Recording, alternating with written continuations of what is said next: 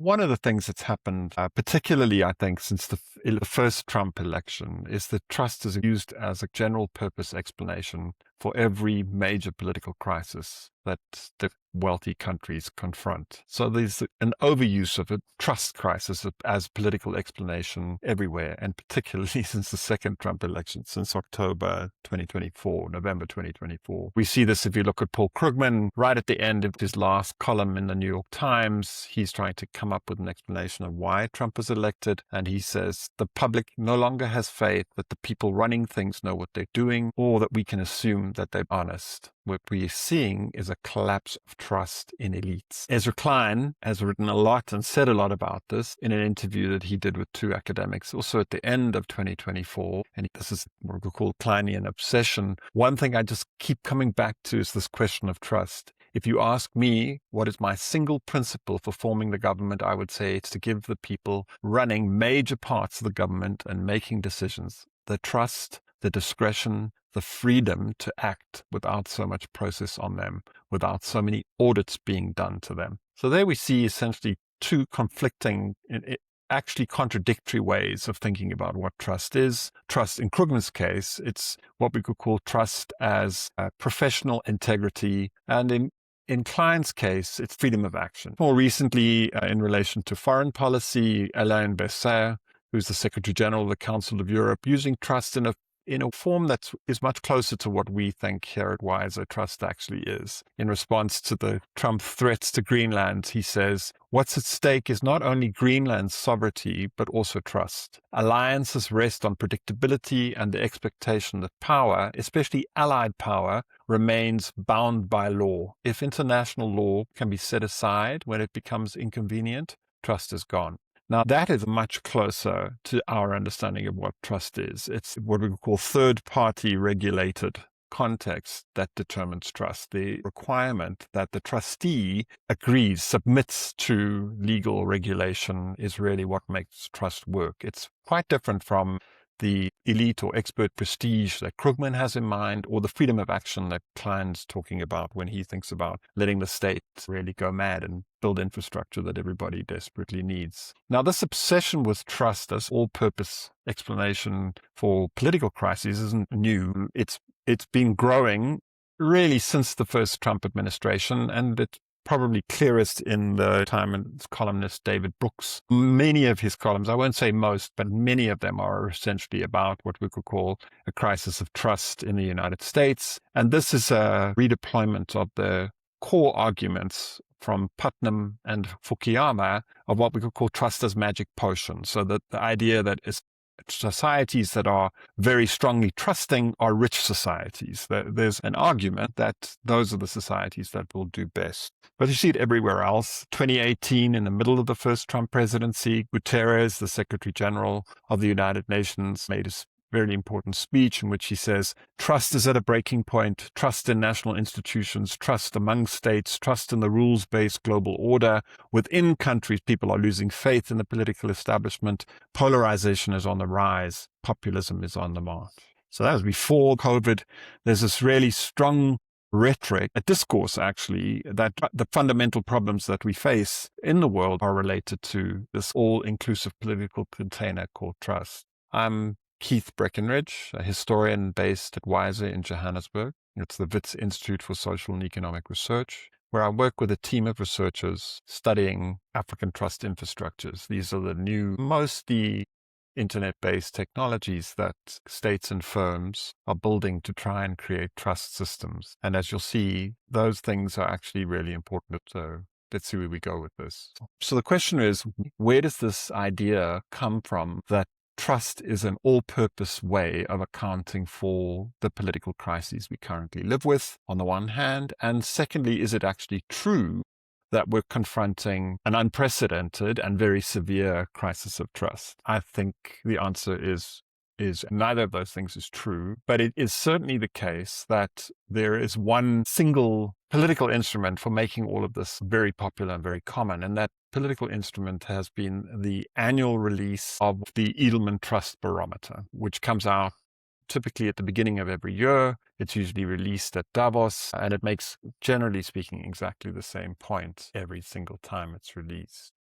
Edelman claims emerge from an annual trust survey that they have done in the last 12 or so years. They've interviewed about 5,000 high net worth individuals and by phone typically, and about 30,000 people from 25 countries in an online survey. Each year, they've come out with essentially a similar argument. Sometimes it's about a trust gap, but typically what they've said is trust is falling or it's about to fall. We're about to fall into a crisis of trust. Trust is on the verge of collapse. And the second kind of absolutely clear feature of their survey results every year is that business is more trusted than government, more trusted than the media, and particularly since the COVID-19 crisis, more trusted than the word they use is NGOs. These would be, the big prosperous NGOs like Greenpeace or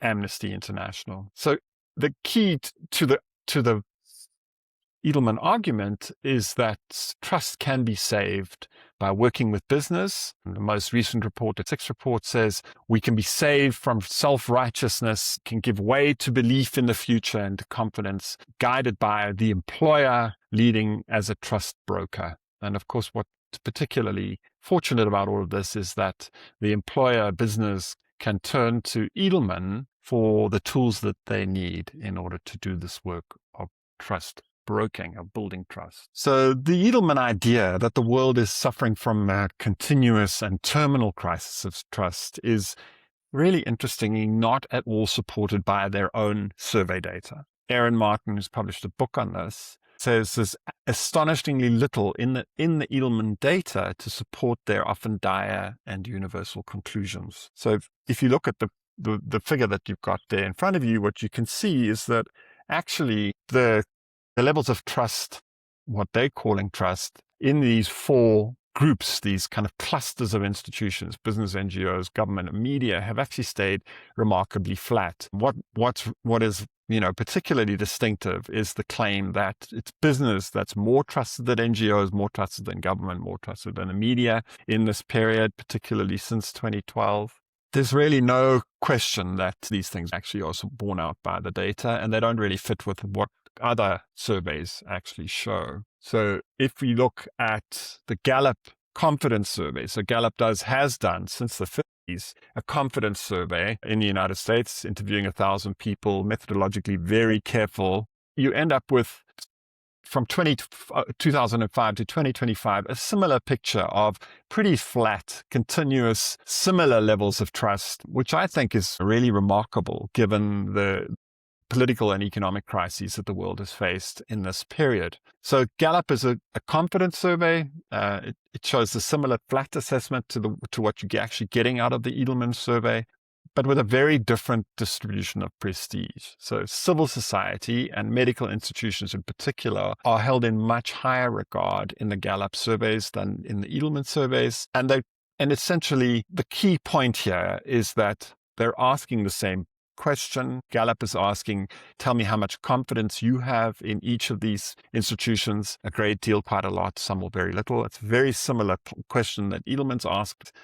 Levels of confidence have actually changed remarkably little, especially given the chaos and the levels of crises that the world has faced since 2008, perhaps since 2001. Aaron Martin's new book, The Trust Gap, shows a very similar, essentially flat assessment of trust in this period, 2000 to 2025, using the World Values Survey, a different data set that's done across the world. And looking at these assessments of confidence, you can actually get a really interesting contrast between the post-2000 period and the period between 1965 and 1980, because that's the era in which confidence in government really collapsed in the United States. So in 1964, the Pew Research Survey had an 80% confidence that the government was going to do the right thing just about always or most of the time. And by 1979, that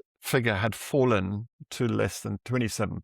So there's a precipitous fall in the levels of confidence in the government in particular in the United States between 1964 and 1970. And we really see nothing like that in the more recent past between 2025 and 2005. Now, I don't think that's really a surprise either. If we go back and look at the 1960s, there's a huge democratic mobilization around civil rights, around the Voting Rights Act. In many ways, the desegregating of the US political system, the Vietnam War, there's Watergate, there's the oil crisis, there's a monetary crisis, there's a massive inflationary crisis, there's the Iran hostage crisis. And it makes sense to believe that the people starting that era would have much less confidence in their government's ability to do the right thing after all the continuous problems that were generated in the era. So the question is why, given the contrast between the relatively stable assessment or confidence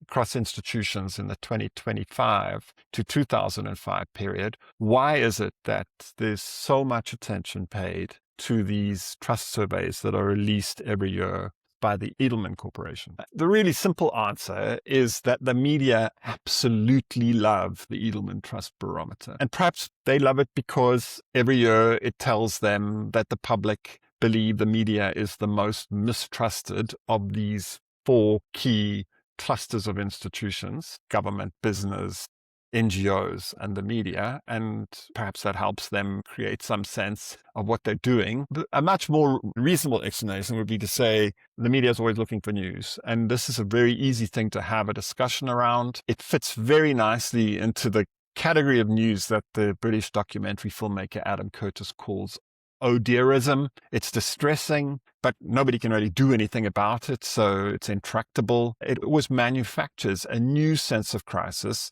driven by some way of looking at the data. So Edelman would either say there's a crisis because Europeans mistrust more than Americans, or there's a gap between the levels of trust in government and business, or there's a gap in classes within the society between educated and ordinary people, between the wealthy and the poor. What they talk about as trust inequality. So it's a simplified, generalized way of thinking about levels of confidence or trust in the society, and it's always on the verge of a terrible crisis. And it's very easy to adopt across societies. So they're impressively generalizable and resistant to kind of critical investigation. So what does it mean to say, as Edelman now does, that people in China have 91% trust in their own government? I'm not sure what it means. What's really interesting about this is that these percentages provide a way of talking about something that exists in each of these societies without really being able to open it up and ask yourself what it is that's driving the particular assessment in any one of these places. We'll look at it now, but the whole point of the survey is to generate simplified percentage that you can use across each of these societies. Now, there's a small amount of scholarly work on the barometer, much less than you'd think, given how ubiquitous it is. Perhaps the most substantive piece is a study by Lee Edwards, who's a professor of communications at the LSE, who did this piece called Trust, Truth, and Organized Lying. Aaron Martin has the new book I was just talking about earlier called The Trust Gap, which does take on the Edelman Barometer. He's a political scientist based in Australia. Robert Brule, who's a professor of the environment and society at Brown, has written a lot on public relations and its relationship with especially oil-producing companies and the effects that that relationship has had, especially on the climate change debate. Alison Taylor, who's an ethicist at NYU School of Business, has written a nice summary substack on the Edelman Barometer. But in some ways, what stresses is the limits of the scholarly work. There's still a lot in this work we can use to help make sense of what's going on with the barometer. Take Lee Edwards' study of what she calls, following Hannah Arendt, organized lying. As she says, the whole point of the barometer is to show that business can save the day by hiring Edelman. The barometer creates, as she says, a certain set of truths about trust, leveraged to create a world where the benevolent corporation not only supports the society, but runs it in the face of other institutions' manifest incompetence and failure. As she puts it, the whole Edelman argument is a self-serving project to sell products, and the products are a suite of tools to help businesses build trust. The first and most famous is the Edelman Trust Institute, a global center for the study and cultivation of trust across business, government, media, and civil society. The trust labs that facilitate collaboration between academia and thought leaders. Edelman Trust Management, a consulting service which helps organizations and brands harness the power of trust to strategically, and quoting from the company, to manage their trust capital as one of their most precious assets. And then to keep track of all of this, Edelman will provide a trust index, an annual average measure of trust across the sampled countries. As it puts it, this is a transparently self-serving project. That is one part of the problem, but it doesn't quite capture the scale and the effects of what the barometer is doing. So Edelman is a public relations company. It sells spin. Companies don't buy products from Edelman unless they have a public perception problem. It's odd that the journalists that write so much and say so much about the barometer don't comment on this when they're discussing the company's work. It's not a new thing. From the 1970s, the firm worked with the famous tobacco companies, R.J.R. Reynolds and the British American Tobacco Company, to combat the regulation and criminalization of smoking that developed over decades. There's a lot of work on this, always battling to create the impression that there was a large group of grassroots protesters resisting the developing public health policies. And of course, that may have been the case. There were large numbers of smokers who were opposed to the regulation of smoking. But the PR project is to accentuate and make that much more visible, and of course to bring pressure onto the regulators to signal that lots of people are going to be unhappy by the public health effort to close down smoking. But the actual origins of the barometer lie in a different era, in our own era, the era of the internet. And in a sense, it's the difference between Daniel and Richard. Daniel was the father and Richard the son, because the real core of the barometers project is to repurpose the internet itself for public relations, to help firms with political and public reputational problems to create the impression or foster a new reality on the internet of support for the companies. And that began before the survey, the first survey, which ran in 2001. Edelman was already working with Microsoft to combat the effort to build the antitrust case. And much of that ended up in the public domain. We know quite a lot about, at least about what Edelman was proposing to do to defend Microsoft against the antitrust work. We know much less about whether they implemented any of it. And it was Microsoft that drew Edelman to Seattle, where it was sucked into the politics, the cauldron that was associated with these 1999 World Trade Organization meetings and the huge, very spectacular political protests that were organized by a host of NGOs at those meetings.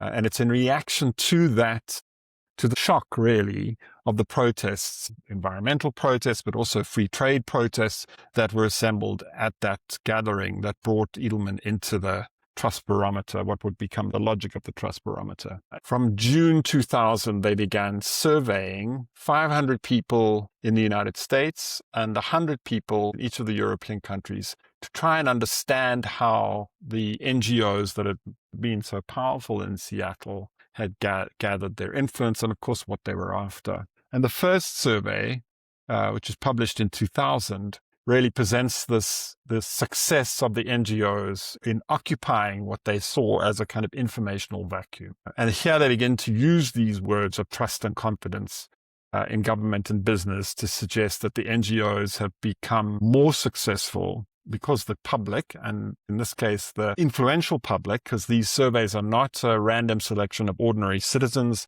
they're high net worth individuals and college educated people. And that sample suggests that the NGOs have more standing, more credibility than the government or the largest corporations. And the first report was not called the Barometer. The title of the project was The Relationship Among NGOs, Government, Media, and the Corporate Sector.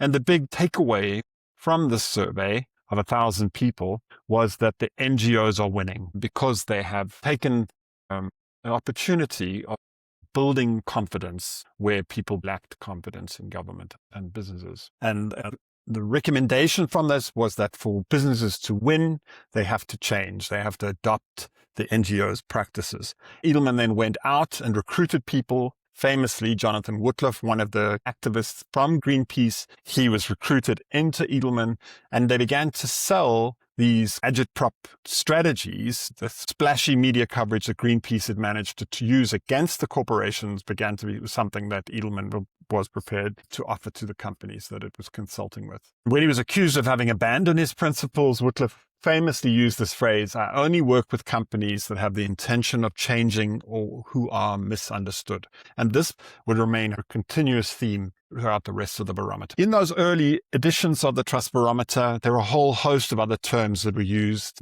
Trust isn't the only one.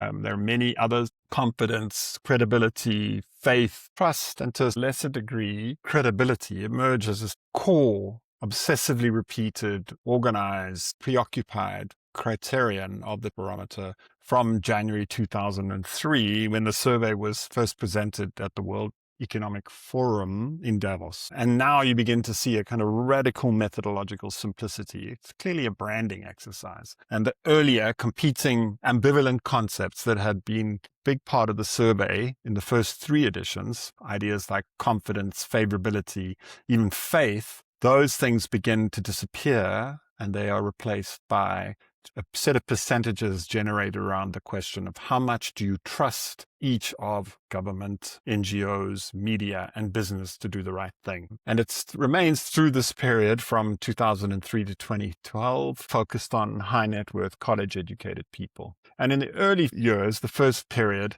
the core of this argument is that trust is a driver of profit. It's going to make the company function better. It's going to make the company make more money. The Trust Barometer in this period is drawing on other work that was being done on brand trust at the time. Much more careful work, methodologically much more sophisticated work that looked at how firms made decisions about supply chains on the expectation that the supplier was going to honor its obligations and not just stick to the terms of the contract. The famous paper by Chowdhury came out in 2001 that was very influential in shaping how people thought about brand trust. But in this period, Edelman's making the argument that firms will make more money because their customers will be prepared to spend more if they believe that the firm is in fact trustworthy. It is beginning to push the argument that businesses are the only institutions that can lead. So from 2003, the survey is saying business retains enough credibility in the United States to take a leadership role. There's a clarion call to European business to step up and fill the vacuum, the trust vacuum in the region. And you also begin to see a kind of trust arbitrage. They say there's a trust discount for American firms in the European Union. Some industries are more trusted than others. From 2006, the barometer begins to make a much more commercial set of arguments about trust, suggesting that sales, investors, employees, all were being determined by trust, by corporate reputation, by whether the company had most admired status or whether it had what we sometimes call license to operate. And they began to argue that much more powerful negative effects followed from a loss of trust itself. People refused to work at a firm that was without trust. They'd also refused to purchase the products. And they began to argue from 2006 that what drives trust, what creates trust, is the credible third parties on the internet. They began to focus on bloggers particularly. So in this new world of essentially individually motivated, privately held opinions posted on the internet, a new form of influence was being developed. Edelman says, in this new thing, the blogosphere, credibility takes into consideration what the blogger stands for. Bloggers are often much more willing to take a personal stand or express an opinion, while traditional reporters continue to embrace their objectivity. They begin to argue that credibility cannot be purchased anymore with a big advertising budget. You can't create a reputation on the internet by paying for advertising. You need to engage the public directly, and you need to engage with every available tool and in language they can understand. Simultaneous with this idea that blogs can be used to build trust in particular companies, the Edelman Barometer begin to make a much more ambitious political argument. They suggest from 2007 on that public companies are beginning to function as political institutions. This is the phrasing that they use themselves. And they say trust might be increasing because business is now being relied upon to address social issues like climate change and clean water supplies. Business is having to step in where government does not. There's a very nice example of how that all works from the end of 2000 in this famous ClimateGate scandal at the University of East Anglia, where the backup email server of the most important climate scientists was dumped on the internet and then shared with essentially private critics of the growing scientific consensus about the unprecedented temperature change that's associated with anthropogenic, human-generated climate change. These emails were released about 3 weeks before the Copenhagen meetings, and they were taken up by blog critics of the science. These are typically not scientists, or if they're scientists, they're not climate scientists, and they begin to build the case amongst these distributed private bloggers of a religion they call AGW, anthropomorphic global warming. This is powerfully adopted by right-wing parties, not only in the United States, but in places like the Netherlands and Canada. The ClimateGate scandal set back the consensus about what was driving climate change by a full decade to 2021. And it's been a very nice example of the way that the debate about building firm trust is linked to a much wider set of political arguments about what the internet is doing to scientific authority in the society. At the same time, Edelman begins to move away from the rich countries, or not away from them, but beyond them, expands beyond them to take on countries around the world, countries in Latin America. They open an office here in South Africa. They begin to do work in China.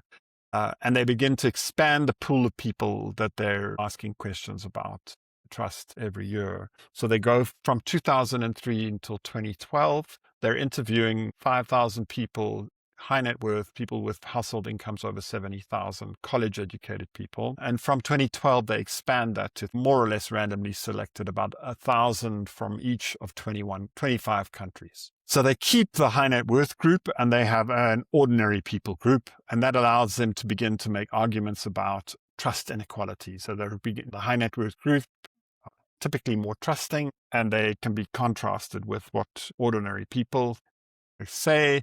And it's the same point. The survey is designed to generate the facts. It's designed to generate the simple, clarified trust percentage. So the question is, for business, media, NGOs, government, please indicate how much you trust that institution to do what is right on a 9-point scale, where 1 means you do not trust them at all, and 9 means that you trust them a great deal. So while this is all going on, and while it's building these arguments about a growing international crisis of trust that splinters in different directions, Edelman was also working essentially with the companies who were most at risk from the growing public and government campaigns, especially around climate change. So it was building these user-generated publicity strategies, the same ones that it had used for Microsoft, or had proposed using for Microsoft. And from 2007, it began to use that, taking this argument about regulate how much oil and gas was being produced, especially in North America. So this develops around the Keystone Pipeline controversy, in which the state, Congress, and local people are involved in a political conflict about how much to expand oil and gas pipelines from the Canadian gas fields, both into the United States and then onto the coasts in Canada. The information about what Edelman was doing, while it's making arguments about trust, end up on the internet. Greenpeace gets hold of 6 of the planning documents that Edelman had offered to TransCanada, the pipeline company, explaining how they should resist the public outrage about the expansion of the pipeline.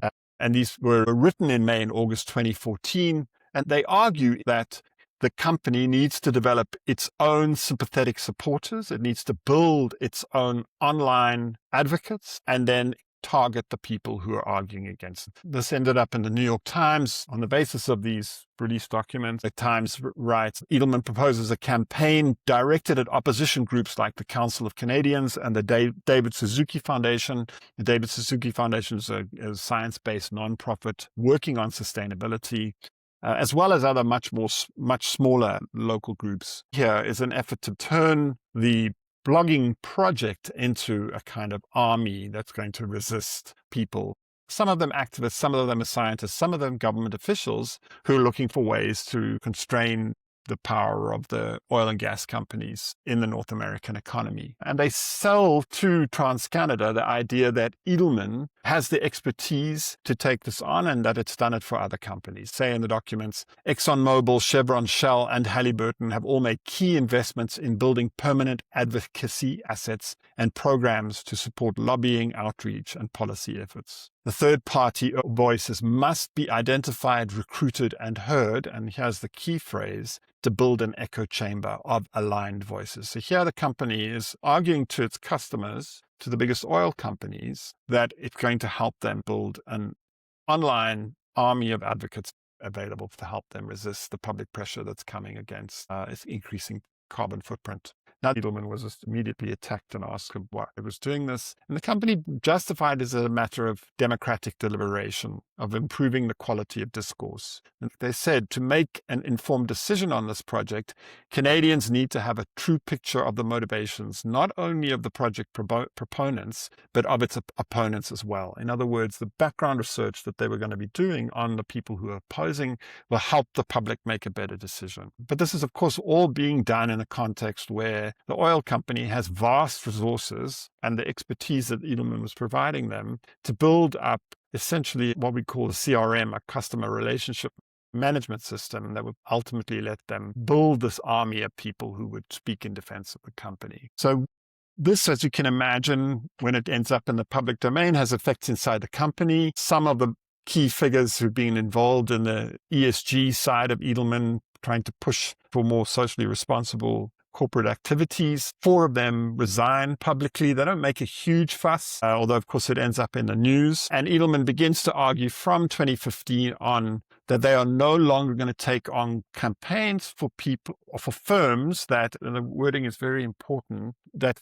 deny global warming. They're not saying we won't work for companies that produce oil or produce gas, or countries that produce oil or produce gas, but we will refuse to work for those that actually deny that global warming is happening. At the same time, the survey is beginning to make strident arguments that media and the online world is becoming more and more distrustful. They argue from 2015 that the survey of 27 nations shows that 2/3 of the respondents no longer have trust in government, business, media, and non-governmental organizations, and that trust in social media itself has begun to fall. So from 2018, 70% of the participants point to identity scams, cyberbullying, hate speech, and fake news as amongst the reasons for their low confidence in social media. Now, they don't say in the survey, we're busy doing the work of making this online world much more fraught and contested. I think that's the core of the problem here. And they continue to work with the most important, most strident and active policy lobbyists, essentially resisting the oil and gas regulations. So they've worked throughout this period, taking really large amounts of money from the American fuel and petrochemical manufacturers. So while Edelman was working with the anti-regulation, anti-restriction lobbyists and companies, organizations like the American fuel and petrochemical manufacturers, while they're taking a lot of money from those companies, the CEO of the company, Richard Edelman, is publicly urging firms to do more, to act more vigorously around, as he puts it, the twin evils of climate change and inequality, and urging companies to consider announcing science-based targets. We've got this contradictory policy underway simultaneously in the company. On the one hand, urging firms to commit more publicly to an explicit climate change project. They quite often say, your employees want you to speak out on climate change. They don't say, you need to say you're going to reduce your carbon footprint by 40% or 50%. They're simply encouraging CEOs in particular to step into the public domain. So while that's going on the one hand, on the other hand, they're working with the firms that are resisting the science and the regulators and local organizations and using the internet in order to do that. So they're creating the circumstances in which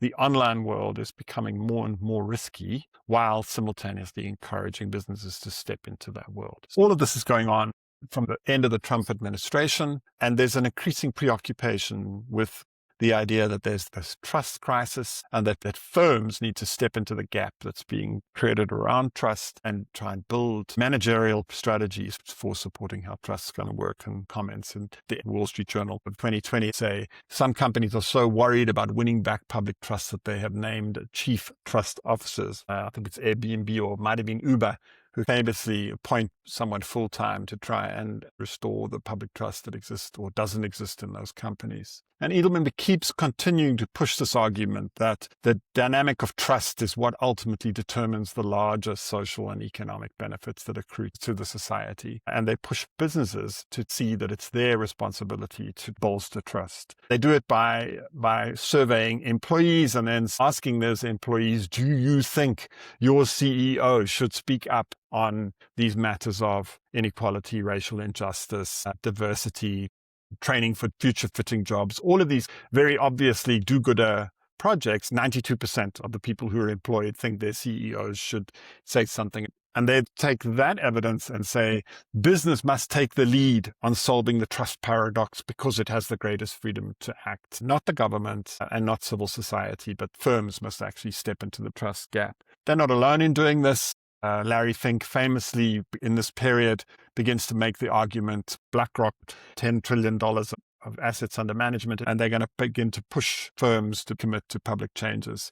So that on the one hand, you've got arguments around the trust barometer saying to firms, you must make these public commitments. But on the back end, in a much more furtive and actually hidden and obscured way, Edelman is working with the lobbyists defending the oil companies and the countries producing oil to make it very much more risky for ordinary people to speak out, to make the world in which these debates are taking place a much more contested and really disagreeable one.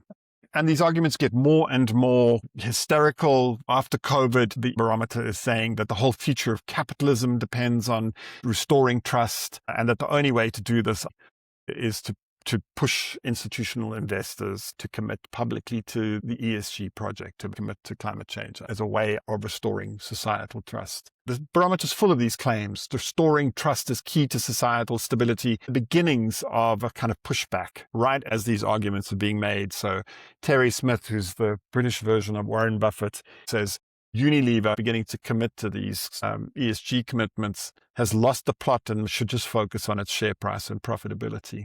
So you're beginning to see what this pushback is going to look like. Edelman's work with the oil companies doesn't end with the Canadian project or with the employing of the lobbyists. They work with Exxon, which by this time spends more on advertising on Facebook than anybody else does. And they're using this granular individualization that the Facebook and other online advertising systems provide to reach out and to find the people who they can use to basically build a public argument against the restrictions on the expansion of the oil and gas infrastructures. The New York Times published a piece in August 2021 as the Biden administration is announcing the $2 trillion climate plan. The Times showed how Exxon was using Facebook in particular to find people, spending tens of millions of dollars on hundreds of millions of advertising displays inside Facebook to find the individuals. And what was sitting behind this was an assembling project by Edelman around a website called Exchange. You click on the adverts inside Facebook and they would send you to Exchange. And Exchange was a constituency building CRM created for Exxon by Edelman. Richard Edelman's view on this is very clear. He said, I'm proud of our clients. I'm proud of the work we do for them. I believe deeply in the oil and gas sector. I think they have a mission in particular of getting energy to the billion people in the world who have none. Now, it is unmistakably true that probably a majority of people who have nowhere near the energy that they need. If you take the 7,000 kilowatt hours, that's the average for energy consumption in India. It's probably true that something like 2/3 of the global population have less than 7,000 kilowatt hours per year. And it is true that those people really need energy.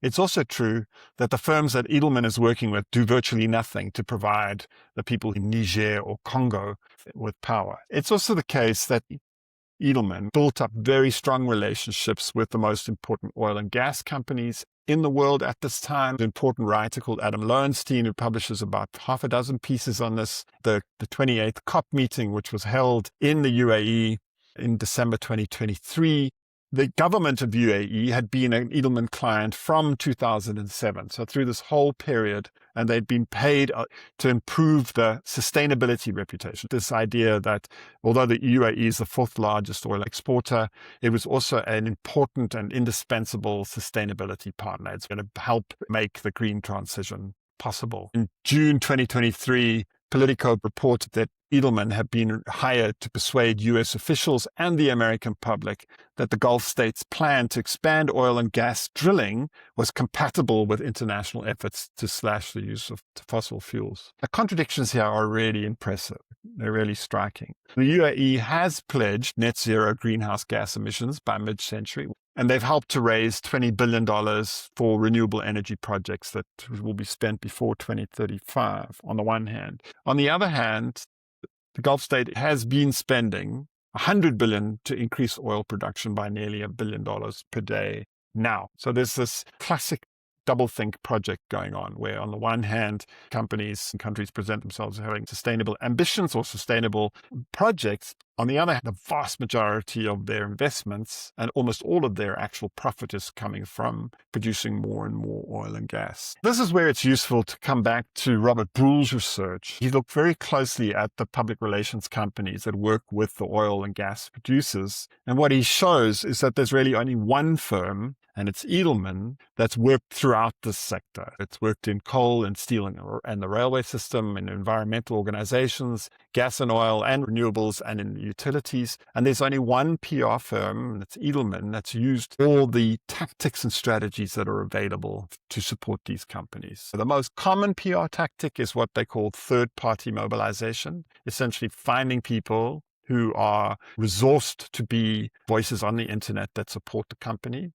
Only Edelman is documented as having used what they call delegitimization of the opposition. In other words, undermining the voices of the critics, making life much more difficult for them. And it's probably true that Brule is relying on the documents released by Greenpeace, but it's still very striking that the evidence is that Edelman was simultaneously making these arguments about the decline of trust online, while essentially doing the work of making it more and more difficult for people to make arguments in that space. So by September 2022, the scientists, this includes Michael Mann and a whole lot of the leading international scientists, called on the PR firms, and Edelman's named here, to stop working for the gas companies. And they insist that one of the biggest barriers to effective government action was the activity of these PR firms in making it more and more difficult for that work to take place online. About a year after the scientists' protests and a year after Edelman's promises to address the criticisms from their own staff and from the public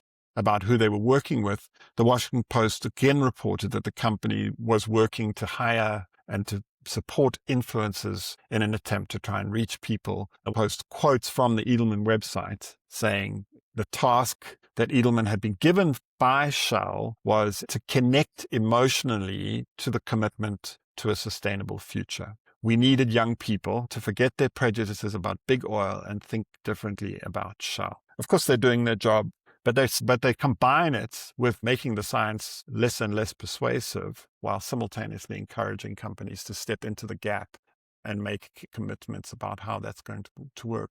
So how do we make sense of all of this? Richard Edelman is himself unquestionably persuaded of the virtue of what they're doing. So he makes arguments that they are producing a better world. And it's clear that he thinks the climate change conflict can be resolved. All parties need to participate. Progress will only come when all honest and committed players are participating. That includes all industries and all sectors. We need an inclusive approach, one that covers the big tent. Otherwise, we will not get where we want to go on this journey.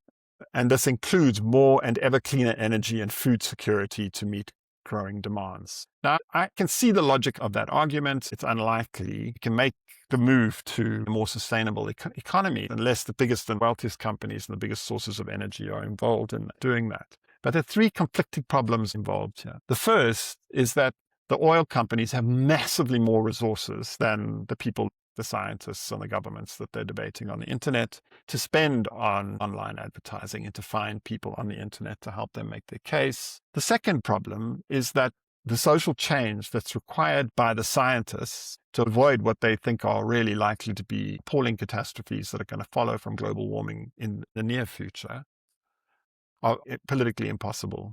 People are not going to accept those changes. So it's very difficult, in fact, to see how this combination of the lobbying and political organization that the firms are doing on the internet can be made to work in a democracy where it's all too easy, basically, to tell people that they don't need to put up with the kinds of sacrifices that are going to be necessary to avoid the change, to avoid the catastrophe. And the third one is that it is true that a large number of the people on the planet haven't got the energy that they need. But the real problem with this project is the argument that the corporation must do the work of building trust, that it must become a trust broker. That actually is the real problem. It's not a problem to say that Edelman's doing its job, bringing Exxon's view into the public domain. What's really problematic is to say to firms in general that they must act as advocates and agents of a better world, while simultaneously doing that thing of essentially making it harder for that better world to work. Now, that's a problem on the right, because there's a strong right-wing neoliberal argument from Milton Friedman and from Adam Smith that firms only do damage when they pretend to be doing anything except defending the interests of their employees and their shareholders. Smith puts this famously. He says, by pursuing his own interest, the capitalist frequently promotes that of the society more effectively than when he really intends to promote it. I have never known much good done by those who affected to trade for the public good. So you've got a right-wing argument. It's the job of the corporation to generate profits and to make as much money for the shareholders as possible. And that feeds into a very strong right-wing critique coming out of California in particular. We discussed some of this, particular Peter Thiel's position, but there are lots of other people. The Wall Street Journal is full of this. But it's also a left-wing position. You see a similar critique coming out of the left. It's famously documented in a book by Corrodes called Woke Capitalism, where he argues that this moralizing is in fact a form of exploitation of the employees. So the employees in these companies are told they need to work incredibly hard because they're doing something ethically good. So they work for Google, they can, work 80-hour weeks because their firm is going to create a better world. It's all for a higher good. It's not for profit. Now, the contradictions are pretty obvious in the world in which we live, that the people who own these firms are not recycling the funds that they've generated from the huge profits that they've accumulated. And in fact, they've run off with the money. Will Dunn, who's the business editor for the New Statesman, puts this really, really well, I think, where he says, to ask for ethics from a corporation is like expecting a scalpel to have a sense of humor. It's just not the case that corporations can actually do the work that Edelman is asking them to do.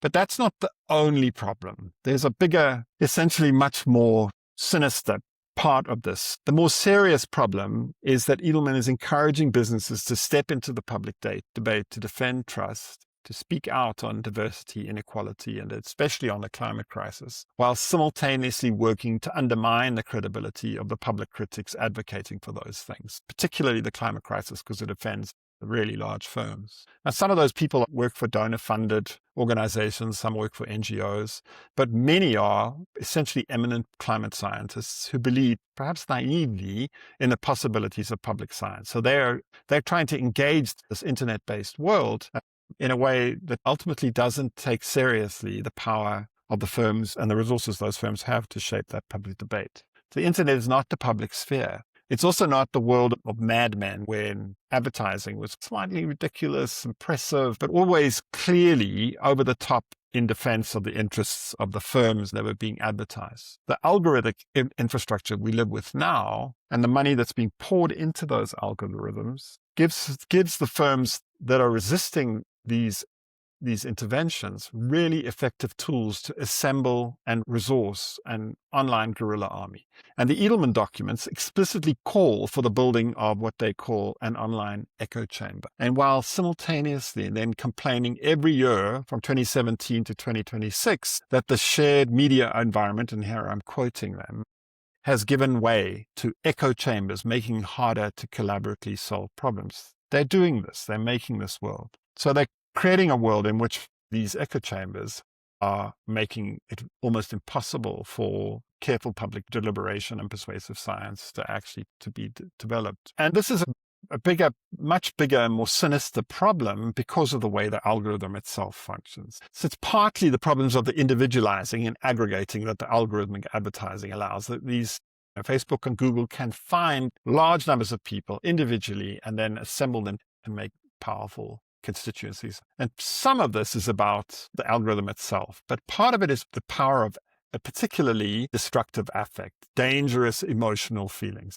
Jon Stewart, in an interview with Ezra Klein, puts this very nicely after the Trump election. He says, how do I generate the most income out of engagement, out of the attention economy? It turns out that fear and anger and hate and outrage are the things that pay. It's not even a deliberate strategy. It's just how the algorithm actually finds people. Edelman argues that in working with the oil interests, it's strengthening sustainability.